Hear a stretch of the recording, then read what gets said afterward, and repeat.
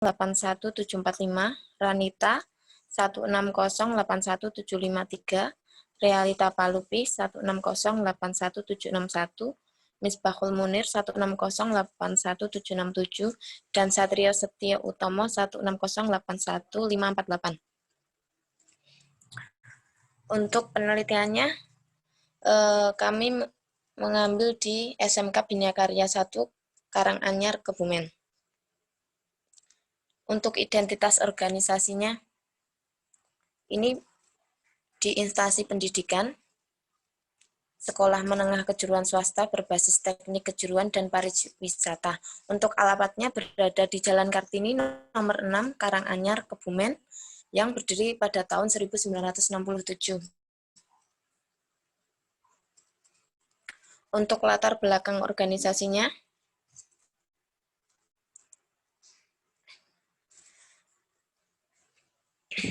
SMK Bina Karya 1 Karanganyar, Kebumen adalah sekolah teknik dari pariwisata dengan status akreditasi A. SMK ini menjadi STM pertama yang ada di Kecamatan Karanganyar. Dalam usianya yang sudah 53 tahun, SMK BK1 pernah mengalami transisi ke pendidikan, di mana dulu sempat diusulkan menjadi STM negeri rujukan, yang akhirnya ditolak dan sampai sekarang menjadi sekolah swasta yang memiliki daya tarik terhadap pelajar putra. Sebaran siswa SMK B1 cukup luas meliputi 8 kecamatan. Untuk jumlah tenaga pendidikan di SMK BK1 terdiri dari 32 orang guru dan 26 orang karyawan. Untuk jumlah siswanya mencapai 1.132 siswa, dan jumlah tersebut terbanyak selama sekolah ini berdiri. Untuk visi dan misi organisasinya, visinya yaitu untuk mencetak tenaga tingkat menengah yang terampil dalam bidang teknologi dan industri, berbudi luhur, berpengetahuan luas, berjiwa wirausaha. Untuk misinya, yang pertama, tamatan dapat memasuki lapangan kerja serta mengembangkan sikap profesional sesuai bidang keahliannya. Yang kedua, tamatan dapat menciptakan lapangan kerja. Yang ketiga, tamatan mampu mengembangkan karir.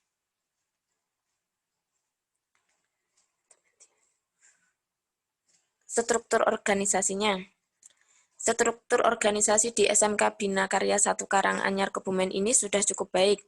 Tugas pendidikan untuk setiap guru dan tugas karyawan sudah terorganisir dengan baik. Tidak terjadi permasalahan dalam keorganisasian, karena sekolah ini adalah sekolah swasta yang dikontrol oleh yayasan. Tetapi tugas administrasi dan pembukuan masih belum rapi, dikarenakan belum menggunakan sistem komputerisasi. Selain itu, banyaknya tugas-tugas tambahan di luar tugas utama membuat fokus bagi guru ataupun karyawan dengan tambahan tugas menjadi kacau atau tidak dilaksanakan dengan baik. Untuk leadership dan relationship-nya, untuk leadership-nya, sekolah ini dipimpin oleh kepala sekolah yang dipilih oleh warga sekolah dan diawasi oleh yayasan yang menjadikan atmosfer kerja antara guru maupun karyawan dan berjalan dengan baik sesuai kebijakan yang diambil relevan dengan situasi dan kondisi sekolah. Untuk relationship-nya, antar guru dan karyawan di SMK Bina 1 ini, menurut kelompok kami sudah kompak dan bekerja dengan baik.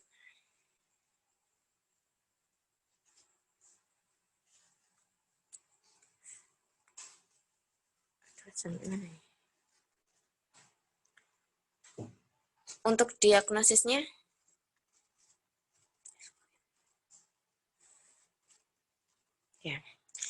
Untuk diagnosisnya yang pertama, dengan siswa total yang berjumlah lebih dari 1.000 ini menjadikan kontrak. Mbak Nining, mohon maaf, Ya. ini di slide ini saya tambahi tambahi tulisan merah ya. Ini mungkin nanti yang perlu kita bahas, J. Ini saya monggo silakan bisa dilanjutkan mawon. Bahasnya ini dipresentasikan dulu terus bahasnya nanti atau sekalian? Nanti aja setelah ini. Ini nanti nak jenengan bingung kan, loh ini kok ada merahnya seperti apa? Nah, nanti ini tadi saya tandai soalnya. Ya. J, monggo Mbak. Lanjut mawon, silahkan. Oh, ya. Analisis dari kami, yang pertama, dengan siswa total yang berjumlah lebih dari 1.000 siswa ini menjadikan kontrol yang kurang ketat. Hal ini ditunjukkan dengan masih adanya siswa dengan tingkat kehadiran yang sangat minim. Hal ini kemudian berpengaruh kepada presentasi belajar siswa. Dampaknya pun meluas sampai pada tata tertib sekolah terhadap siswanya yang sangat longgar, bahkan terkesan hanya sebagai formalitas. Yang kedua, kurang adanya perhatian guru terhadap kemampuan siswa dalam segi bakat dan prestasi karena fokus guru ada pada kehadiran dan tugas-tugas yang diberikan kepada siswanya. Jadi ini ya Pak ya, ini tuh kurang perhatian dari gurunya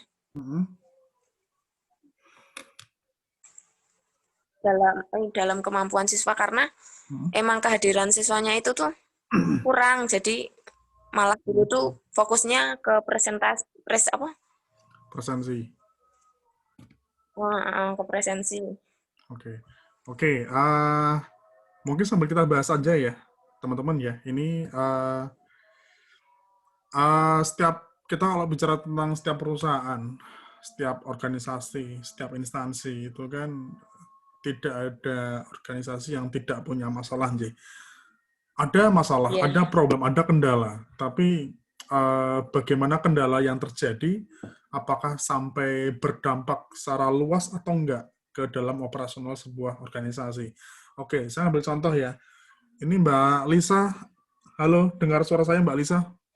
Ada audiens. Ya Pak, Mbak Lisa kerja di bisa. mana Mbak? Jenengan Mbak? Saya bekerja di salah satu perguruan tinggi di Semarang, Pak. Oh, di Semarang. Oke. Jenengan sebagai apa Mbak Lisa?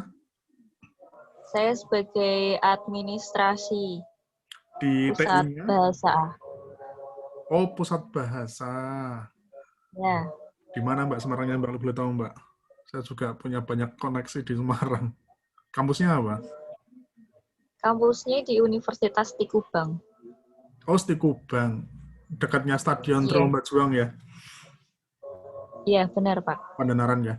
Oke, Mbak Lisa, ini sambil cerita ya, nggak masalah ya. Mbak Lisa punya Boleh problem Pak. nggak di tempat kerjanya sekarang? Mungkin akhir-akhir Ada ini, Pak. atau mungkin seminggu 2 minggu. Oh, Yang 2 dirasakan Mbak minggu. Lisa apa? Ini mungkin persepsi ya, persepsi awal dulu ya. Ada kendala Ada sih Pak. gimana? Ada. Gimana boleh cerita mungkin? Itu jadi kalau dari WR1, maaf Pak, sebentar.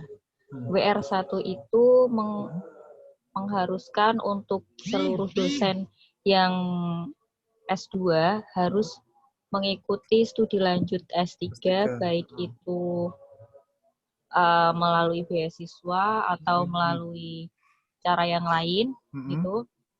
Namun, menurut opini dari dosen-dosen, karena saya juga bekerja dengan dosen, itu tidak semua dosen sanggup untuk melanjutkan S3 karena mungkin beberapa hal pribadi atau secara ekonomi atau apalah Pak gitu.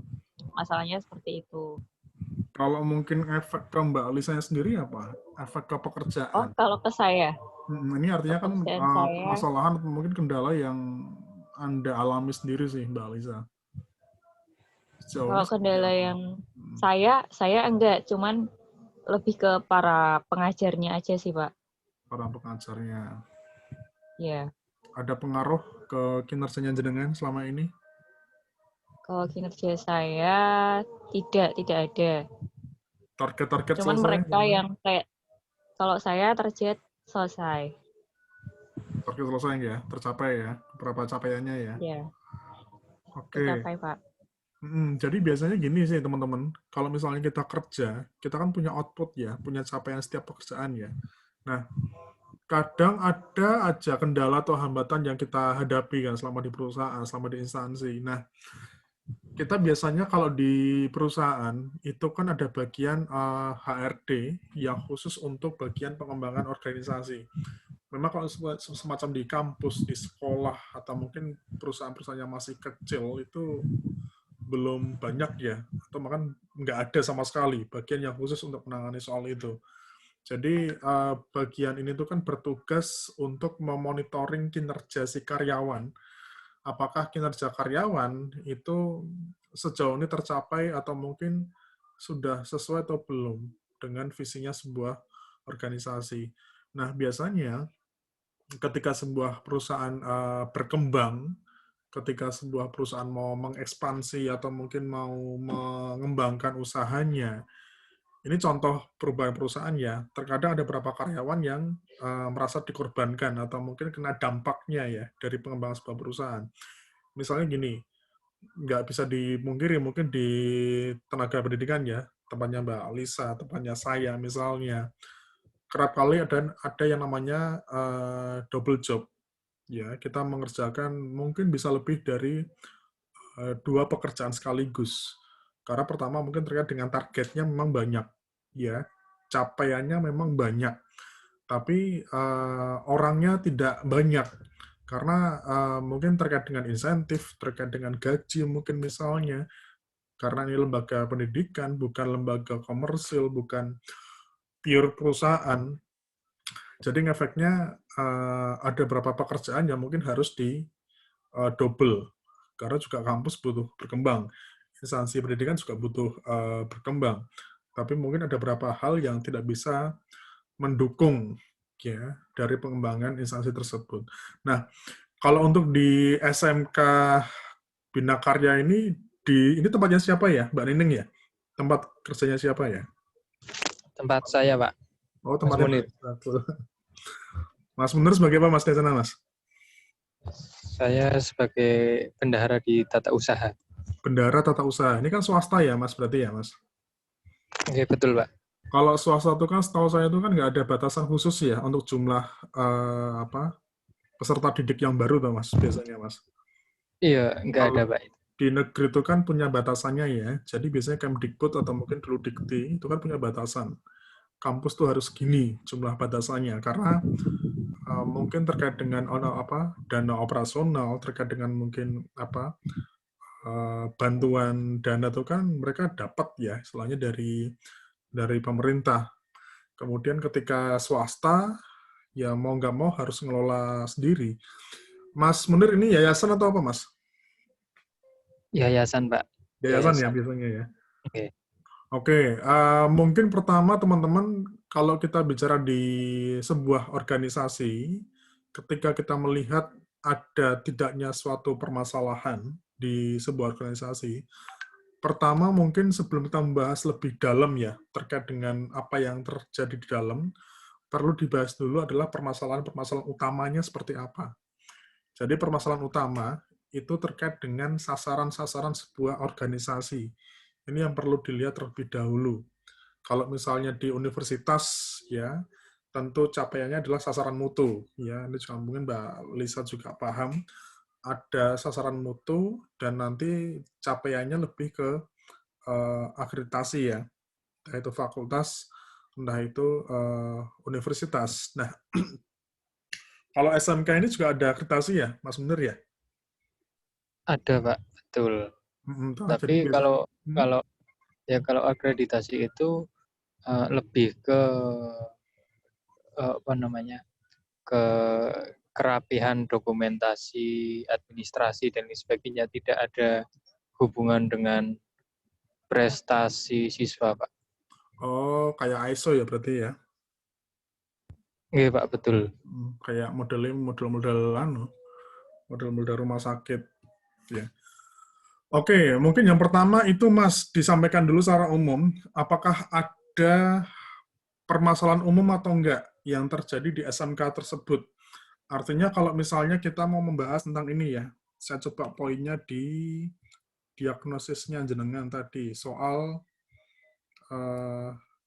kebijakan SMK dalam merekrut 1.000 atau mungkin ini kan 1.000-an itu kan totalnya jumlah siswa atau Mas Munir. Dan ini kan total siswa, ya, betul. Kelas 10 sampai kelas 12 ya. Nah, ini kan berarti kan kebijakan dari si pimpinan toh. Ini mungkin pendapat saya ya, Mas. Ini mungkin pendapat saya. Jadi mungkin terkait dengan dia merekrut dengan banyak siswa ini juga terkait dengan masalah dana misalnya. Jadi kemungkinan dana operasional dari sebuah SMA, SMK itu masih diambil dari SPP misalnya, sehingga dari pimpinan mungkin merekrut dengan jumlah banyak, ya. Tapi kan ada efeknya, Thomas. Apakah secara SDM, mungkin dari gurunya atau mungkin dari apanya, ini sesuai atau enggak dengan jumlah yang 1000 ini? Nah, ini yang di bagian diagnosis saya catat ya. Di sini kan tertulis bahwa ada masalah adanya kontrol yang kurang, ya, sehingga dengan kondisi 1000 siswa ini masih terdapat beberapa siswa dengan tingkat kehadiran yang sangat rendah dan akhirnya berpengaruh pada prestasi belajar siswa. Nah, ketika kontrol kurang ini perlu digali lebih dalam lagi mungkin Mas Munir. Yang menjadikan kontrolnya kurang, ini apakah memang kurang SDM-nya, kurang jumlah orangnya, atau mungkin secara kemampuan, secara kompetensinya memang kurang mampu untuk bisa mengontrol jumlah yang sekian, atau mungkin terkait dengan aturan lagi. Karena kalau misalnya kita bisa bilang, kita ngomong disiplin ya Mas, di perusahaan lah, di manapun itu, kalau kita ngomong soal disiplin itu kan banyak aspek yang mempengaruhi kan.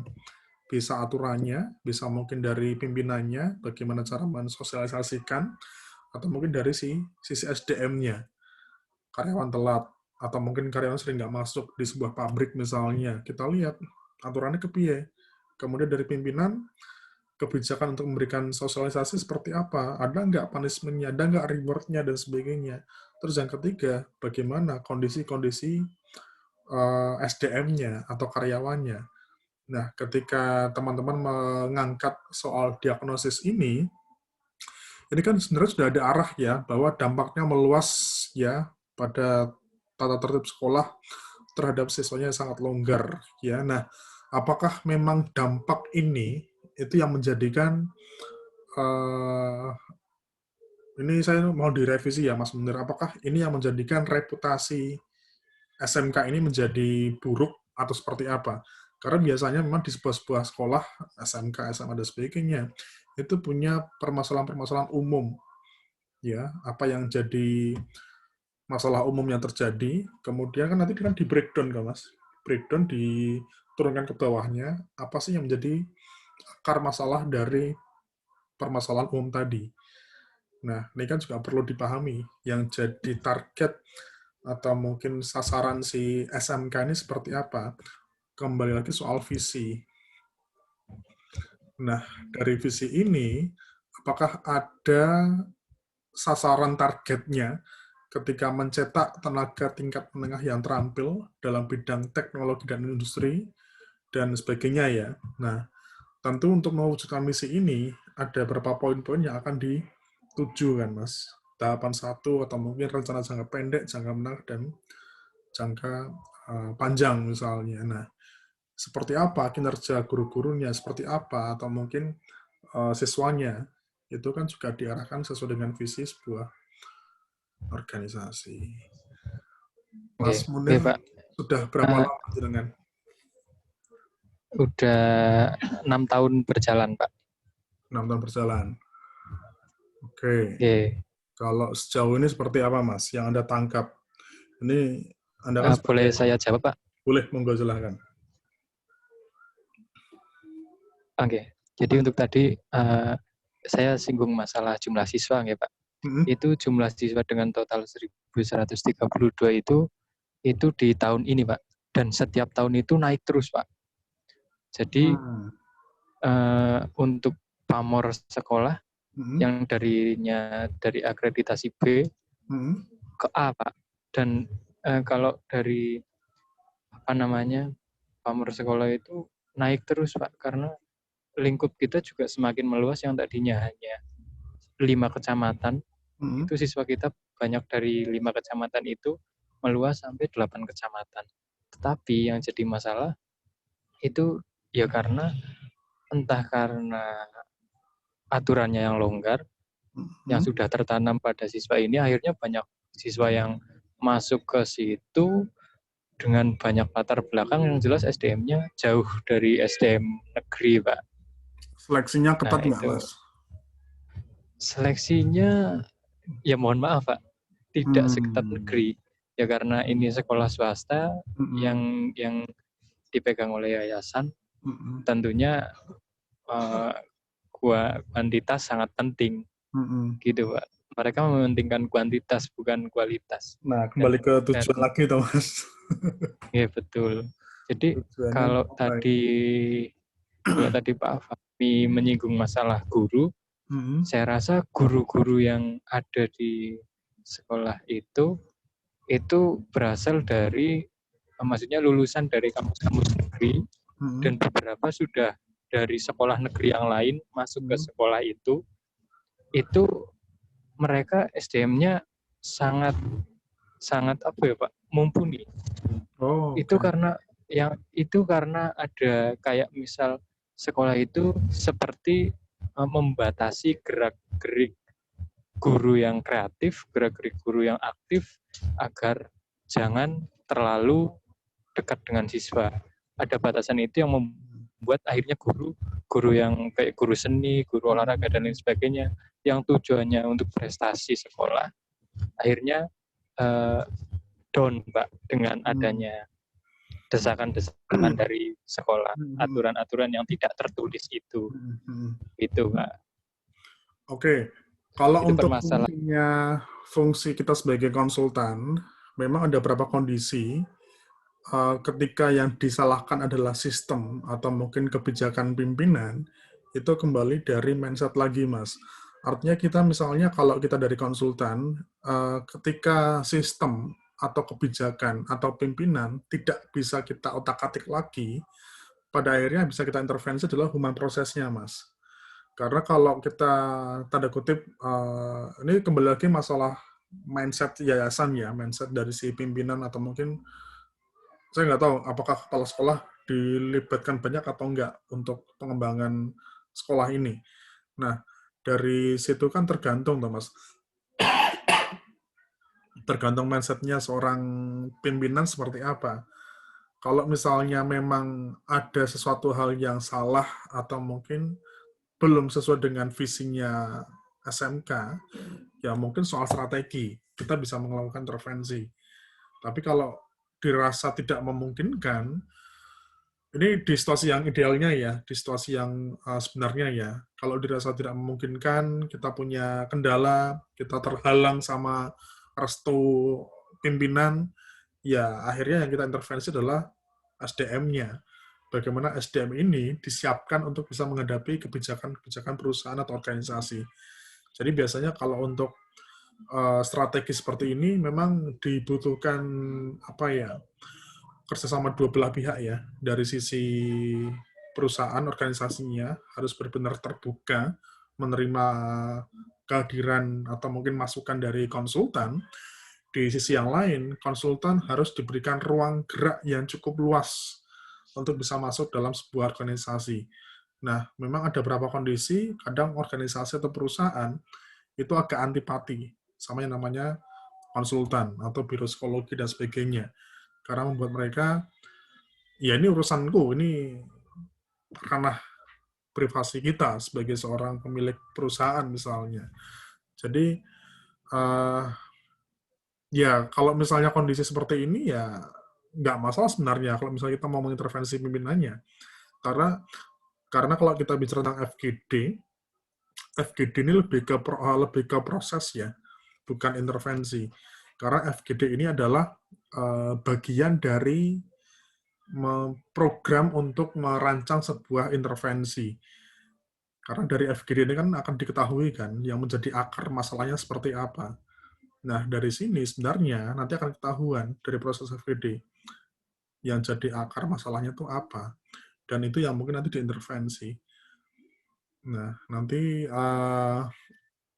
ini yang mungkin perlu ditambahkan terkait dengan masalah umumnya dulu sih, Mas.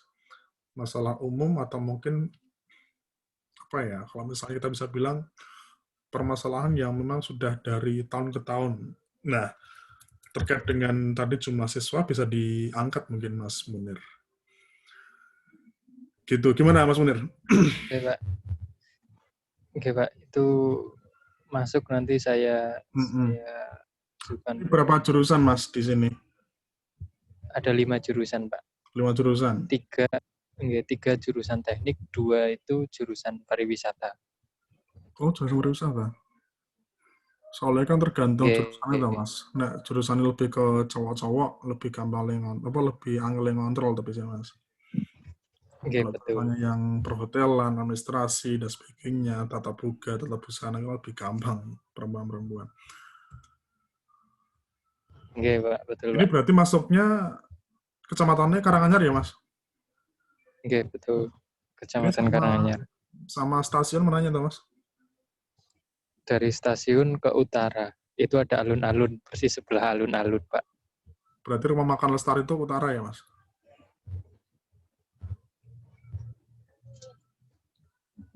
Yang rel sepur apa? Tetek sepur itu tuh, Mas? Itu rel sepur ke utara. Kalau dari Jogja ke kanan. Itu nanti ke alun-alun Karanganyar. Persis di sebelah alun-alun. Jadi biasanya kalau untuk di instansi seperti sekolah, kampus dan sebagainya, memang agak susah bagi seorang konsultan masuk, Mas. Karena kadang sistemnya sudah saklek ya, dan arahnya biasanya tidak ke komersil, tidak mengejar omset. Itu yang menjadi problem untuk meningkatkan produktivitasnya si karyawan. Karena bukan komersil, ya wes kamu mungkin arah kerjanya lebih ke lebih ke passion sama lebih ke pengabdian, bukan mengejar gaji ya, mengejar omset ya. Kalau misalnya kita bisa bilang, kalau mungkin di perusahaan swasta ada capaiannya kan, ada insentifnya, ada targetnya, perusahaan berkembang dan sebagainya. Cuma ketika kita bicara di instansi, misalnya di sekolahan, kampus dan sebagainya, ya kamu di kampus nggak bisa nyari duit. Nah, mau nyari duit mungkin proyekan di luar, atau mungkin bisnis sendiri misalnya seperti itu. Oke, gitu saya kira teman-teman. Nanti dibuat fokus aja ya, teman-teman. Dibuat fokus, dipilih kira-kira akar masalah yang paling yang paling yang paling kuat lah, atau mungkin yang paling mengaruhi akar masalahnya, itu nanti akan diintervensi. Kalau mungkin terkait dengan perekrutan 1.000 siswa tadi, itu juga bisa diangkat sebagai permasalahan umum, ya, bahwa di sekolah ini, nun sewu mungkin terkait dengan seleksi, nggak ada seleksinya, jadi ada kebijakan yayasan atau mungkin kepala sekolah yang merekrut siswa banyak tanpa ada seleksi, ya. Nah, dari permasalahan umum ini tentu punya dampaknya. Nah, dampaknya apa? Problemnya apa? Itu nanti akan diintervensi. Gitu mungkin teman-teman, ya. Nanti ini laporannya diperbaiki dulu, nanti dikumpulkan pada saat UAS. Jadi di UAS itu nanti hanya mengumpulkan satu laporan untuk satu kelompok ya. Gitu, teman-teman, terima kasih ya atas partisipasinya. Ini teman-teman yang mungkin ada berapa yang bergabung, nanti misalnya mau dilihat lagi, saya share di grup ya. Seperti itu. Oke, ini saya tutup dulu ya, teman-teman. Terima kasih. Nanti kalau misalnya untuk kelompok 3, nanti bisa nyambung lagi ya di link berikutnya. Pak. Terima kasih semuanya. Terima kasih sebelumnya. Ya, sehat-sehat semuanya.